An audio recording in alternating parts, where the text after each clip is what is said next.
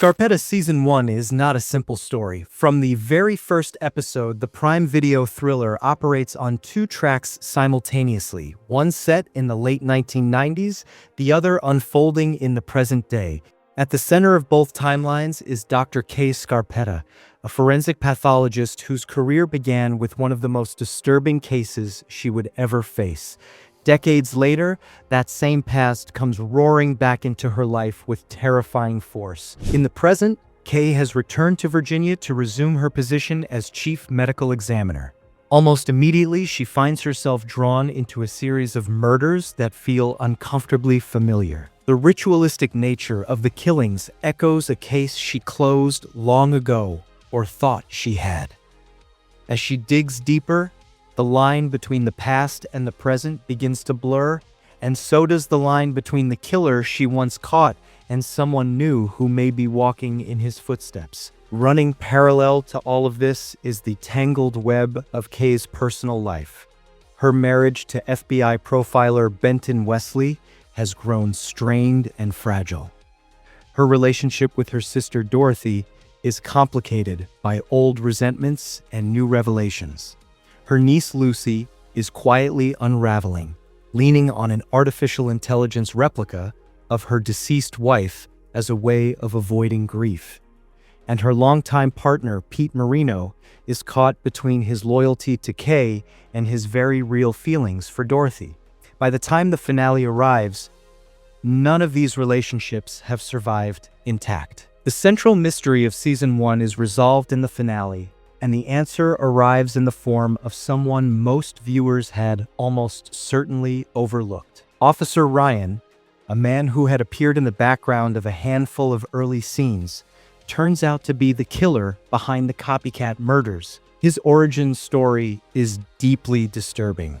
As a young child, Ryan was brought to the scene of one of the original murders. His uncle, the very killer Kay had investigated and ultimately stopped years earlier, tasked the boy with flattening a penny on a set of train tracks while the crime was being committed.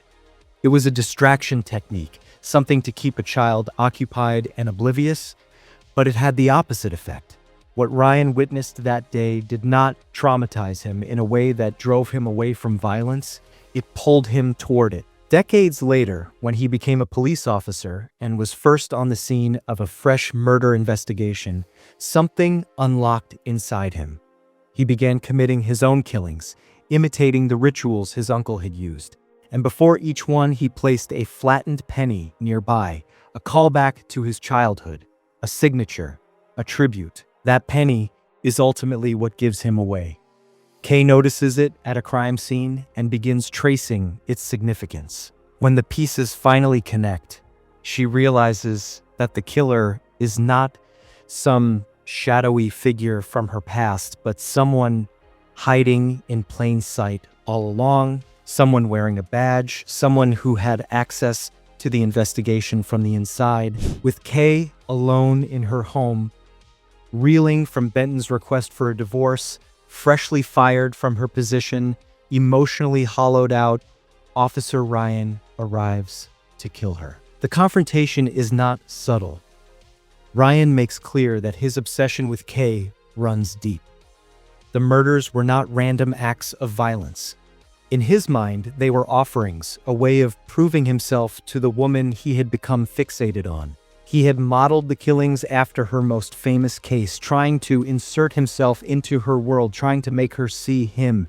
It is the logic of someone completely detached from reality, dressed up in the language of admiration. What he does not count on is Kay's survival instinct. She locates the baseball bat she keeps for exactly these moments, not for home defense in any conventional sense, but as a physical outlet for the rage she carries inside her.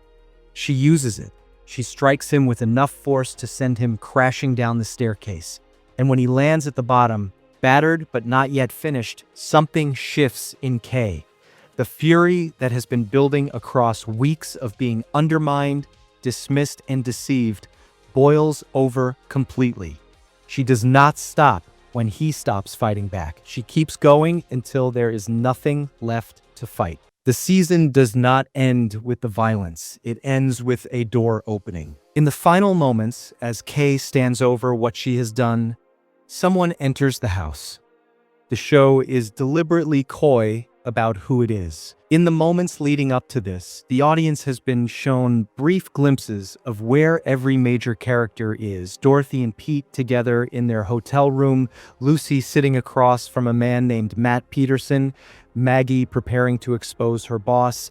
Every character is accounted for except Maggie. That absence is the clue. The most likely interpretation is that Maggie, who had only recently begun working alongside Kay rather than against her, arrived at the house in time to witness something she was never meant to see. What happens next is the question Season 2 will have to answer. Beyond the violence and the mystery, the Season 1 finale is really about loss.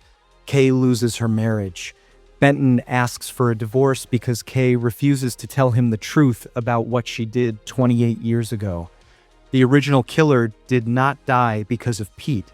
He died because of her. She has carried that secret for decades, and she cannot put it down, even now, even when her marriage is on the line. Lucy loses her last connection to her wife when access to the AI version of Janet is cut off.